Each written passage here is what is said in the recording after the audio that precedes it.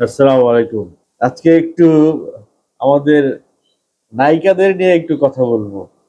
আমাদের দেশের সুন্দর সুন্দর যেসব মুখ, সেসব মুখের কিছু কথা বলবো। তাদের মুখের কিছু কথা বলবো। আপনারা জানেন বুবলি কিছুদিন আগে একটি সাধারণ ডায়েরি করেছে থানায় গিয়ে। সেখানে 20টা পেজ এবং ইউটিউব চ্যানেল সহ প্রথম সারির 4টা জাতীয় দৈনিক পত্রিকার নাম উঠে এসেছে, যাদের বিরুদ্ধে বুবলি অভিযোগ করেছে যারা বুবলিকে নিয়ে কুরুচিপূর্ণ, মিথ্যা, বানোয়াট সংবাদ প্রচার করে এবং একজন ফিমেল সহ সুরুজ বাঙালিকে পুলিশ থানায় ডেকে সাবধান করে দিয়েছে। এখন যাদেরকে নিয়ে বুবলি এই মামলাটা সাধারণ ডায়েরিটা করেছে, তাদের ম্যাক্সিমাম আবার অপু বিশ্বাসের ভক্ত। ঠিক বুবলি যখন তাদের নামে সাধারণ ডায়েরি করলেন, পুলিশ যখন তাদেরকে নিয়ে থানায় সাবধান করে দিলেন, ঠিক তখন অপু বিশ্বাস তার ভক্তদের পাশে এসে দাঁড়ালেন। এ পর্যন্ত ঠিক ছিল, কিন্তু অপু বিশ্বাস যখন কাউন্টার দিয়ে দিল, সেও বুবলির 33টা ভক্তকে নাম মেনশন করে সাধারণ ডায়েরি করে আসছে গুলশান থানায়। সেখানে অপু বিশ্বাসের দাবি, এরা দীর্ঘদিন যাবত অপু বিশ্বাসকে সোশ্যাল মিডিয়ায় হেয় প্রতিপন্ন করে আসছে। তারও কিছু দাবি আছে, তারও কিছু অভিযোগ আছে তাদের বিরুদ্ধে। এখন এই থানা পুলিশ নিশ্চয়ই আবার অপু বিশ্বাসকে ঠান্ডা রাখার জন্য বা অপু বিশ্বাসের অভিযোগের প্রেক্ষিতে কয়েকজনকে থানায় ডাকবে এবং সাবধান করে দিবে। এরপরে কি, এর ভবিষ্যৎটা কি? আজকে দেখেন, যেই কালচারটা শুরু হয়েছিল, অপু বিশ্বাস একটা কথা বলে, বুবলি একটা কথা বলে, বুবলি একটা কথা বলে তো অপু বিশ্বাস একটা কথা বলে, বলা পর্যন্ত চলছিল। এখন সেটা সাধারণ ডায়েরিতে গিয়ে ঠেকেছে, তারপরে মামলা, তারপরে কি হামলা, কি হইতে পারে? আমরা সিনেমায় দেখছি যে বংশ পরম্পরায় দুই পরিবারের মধ্যে একটি ঝামেলা চলতেই থাকে। নায়ক নায়িকারা এসে সেই ঝামেলা মিটমাট করে।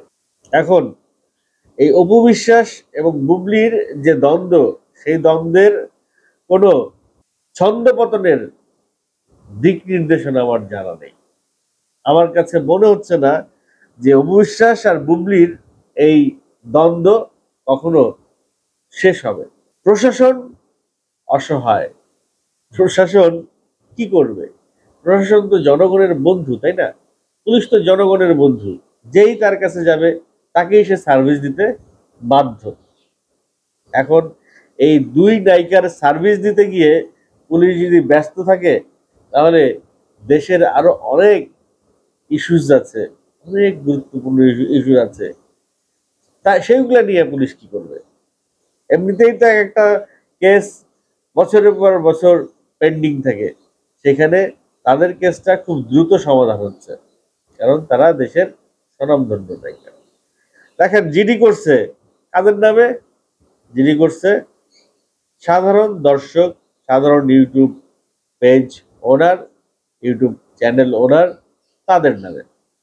এখন কথা হচ্ছে যে এই জিডি তারা কিন্তু শাকিব খানের নামে করে নাই। শাকিব খান যখন বিয়ে করতে চাইলেন, বা শাকিব খানের পরিবারের বরাত দিয়ে প্রথম আলোতে যখন শাকিব খানের তৃতীয় বিয়ের সংবাদ চাউর হলো, তখন কিন্তু এই দুইজন কোনো সাধারণ ডায়েরি করেন নাই। শাকিব খানের বিরুদ্ধে তাদের কোনো অভিযোগ নাই। তৃতীয় বিয়ে শাকিব খান করলেও তাদের কোনো অভিযোগ নাই। এর মধ্যে বুবলি তো বলেছেনই, তার আর শাকিব খানের ডিভোর্সই হয় নাই। ডিভোর্স না হলে স্ত্রীর সম্মতি ছাড়া হাজবেন্ড আরেকটি বিয়ে করতে পারে না। ধরেন ডিভোর্স হয় না, এটা যদি সত্য হয়ে থাকে, আর শাকিব খান যদি এতটুকু বিয়ে করছে এটা যদি সত্য হয়ে থাকে, তাহলে বুবলির সম্মতি আছে। সম্মতি আছে বলেই সে তৃতীয় বিয়ে করছে, আদারওয়াইজ কি সেটা আসলে আমি আর বলতে চাই না। বাকিটা আপনারা মিলাই জিলাই নিয়ে, মানে একে একে দুই হয়, দুয়ে দুয়ে চার হয়। এখন তো আসলে কথা বলাই সমস্যা, কথা বললেই সাধারণ ডায়েরি হয়ে যাবে। তো যতটুক বলা যায় ততটুক বলছি, যে এনারা যতটা না কাজ নিয়ে ব্যস্ত থাকে, ততটা একজন আর একজনকে নিয়ে ব্যস্ত থাকে। এনাদের এই ব্যস্ততা যদি ঘুরে একটু নিজেদের উপরে এসে পড়ে, তাহলে দেশ ও জাতিরও কল্যাণ, তাদের নিজেদেরও কল্যাণ। তো যাই হোক, তারা যেই ঘটনা ঘটাবেন সেই ঘটনা নিয়ে আমাকে আবার দুটি কথা বলতে হবে, কারণ আমি একজন কন্টেন্ট ক্রিয়েটর, কন্টেন্ট বানাই।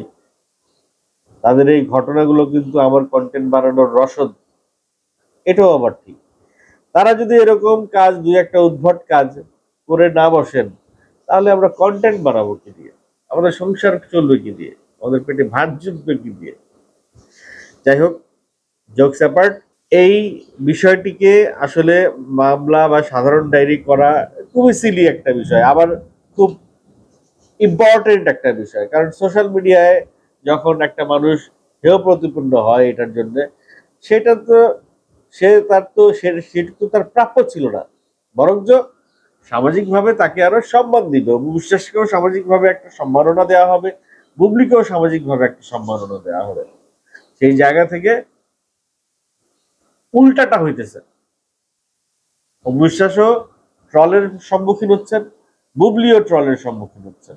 এই দুইজনকে যদি একটু মিলাই দিতে পারতেন শাকিব খান, আরে শাকিব খান অনেক ক্ষমতাধর শিল্পী, অনেক পাওয়ার তার, তার সেই পাওয়ারটা অ্যাপ্লাই করে যদি এই দুজনকে একটু মিলাই দিতে পারতেন, মিলাই দেওয়ার দরকার নাই, দুজনে যদি চুপ করাই দিতে পারতেন যে কেউ কারোর সম্পর্কে কোনো কথা বলবে না, তাহলে কিন্তু অনেক কিছুর একটা সহজ সমাধান হইত। এবার আসি বাঁধনের কাছে। বাঁধন, খুফিয়া সিনেমা, নেটফ্লিক্সের খুফিয়া সিনেমা, রেহানা মারিয়াম সিনেমা, আরো অনেক সিনেমা করে বাংলাদেশে তথা বিশ্বে, ফ্রান্সে একটা জায়গা করে নিয়েছে কান চলচ্চিত্রে। সে একটা অভিনয়, তার অভিনয় দক্ষতা দিয়ে উপমহাদেশে তথা বিশ্বে একটা জায়গা করে নিয়েছে। অভিনেত্রী হিসেবে সে তার শক্তপোক্ত একটা অবস্থান তৈরি করে ফেলেছে।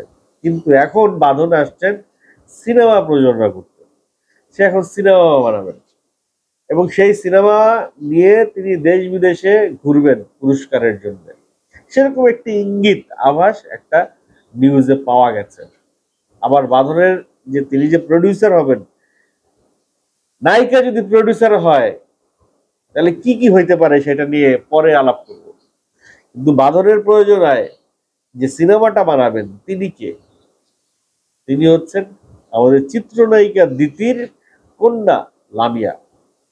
লামিয়া আবার ফিল্মের উপরে পড়াশোনা করে আসছে বাইরে থেকে। তো লামিয়া এবং বাঁধন যখন দিতির কবর জিয়ারত করতে যাচ্ছিলেন, যাওয়ার সময় বা আসবার সময় লামিয়া বাঁধনকে তার গল্পটা শোনায়। এটি একটি নারী কেন্দ্রিক গল্প এবং সেই গল্প শুনে বাঁধনের এতই ভালো লেগে যায়, সে এই সিনেমাটা প্রযোজনার দায়িত্ব দেয়। সে এক্সিকিউটিভ প্রডিউসার হিসেবে এই সিনেমায় থাকবে, নির্বাহী প্রযোজক হিসেবে এই সিনেমায় থাকবে, কিন্তু এই সিনেমায় বাঁধন অভিনয় করবে না। মেয়েদের গল্প শিরোনামে যে চলচ্চিত্রটি নির্মিত হবে, লামিয়া এটি নির্মাণ করছেন। লামিয়ার উপরে শতভাগ আত্মবিশ্বাস আছে বাঁধনের। লামিয়া পারবে, আর বাঁধন এই সিনেমাটা প্রপারলি এক্সিকিউট করার জন্য সেই সিনেমায় অ্যাক্টিং করবেন না। বিস্তারিত এই সিনেমা সম্পর্কে আর তেমন কিছু জানা যায় নাই, কত টাকা ইনভেস্টমেন্টে বাঁধন যাবেন বা অন্যান্য শিল্পীরা আর কে এই বিষয়ে এখনো জানা যায় নাই। তবে আমি আপনাদেরকে যখন বলেছিলাম যে ইকবাল সাহেব বুবলিকে নিয়ে মন্তব্য করেছেন, ও যেই মন্তব্যগুলো করেছেন সে তো বলেছি, কিন্তু ইকবাল সাহেব শুধু বুবলিকে নিয়ে না, তিনি কিন্তু অপু বিশ্বাসকে নিয়েও মন্তব্য করেছেন। তিনি বলেছেন যে অপু বিশ্বাসের সাথে তার কথাই হয় না, অপু বিশ্বাসের সাথে তার ঠিকঠাক মতো কোনো প্রকার যোগাযোগ হয় না। শুধুমাত্র যখন শাকিব খানের মাধ্যমে বা শাকিব খানের সিনেমা করতে গিয়ে টুকটাক কথা হইতো, ওইটুকুই। তাছাড়া ইকবাল সাহেব এখনো পর্যন্ত অপু বিশ্বাসকে কোনোদিন ফোন করেন নাই, ফোনে তাদের কোনো কথা হয় নাই। অর্থাৎ অপু বিশ্বাসের সাথে তার যে একেবারেই যোগাযোগ নাই, সেই বিষয়টা ইকবাল সাহেব জানাইছে স্পষ্ট করে। ওদিকে অপু বিশ্বাসও কিন্তু বলছিল যে অপু বিশ্বাস ইকবাল সাহেবের সাথে কথা বলে না, কারণ তিনি সাকিবের এগেনস্টে কথা বলেন। আর ইকবাল সাহেব বলছেন কথা বলার প্রশ্নই তো আসে না, কারণ ন্যূনতম যোগাযোগটা ইকবাল সাহেবের সাথে অপু বিশ্বাসের নাই। তো যাই হোক, এই ইকবাল সাহেব বলেন, অপু বিশ্বাস বলেন, আর কিছু কিছু জায়গায় বুবলি, এরা কিন্তু শাকিব খানকেই ক্যাশ করছে, শাকিব খানের নামই ভাঙাচ্ছে, শাকিব খানের জন্যই তারা এই অবস্থানে আছে। শাকিব খান না থাকলে এই তিনজনকে, মানে এই তিনজন এই অবস্থায় আসতো কিনা, সেই প্রশ্নটা আমি আপনাদের কাছে ছেড়ে দিলাম, কমেন্ট করে জানাবেন।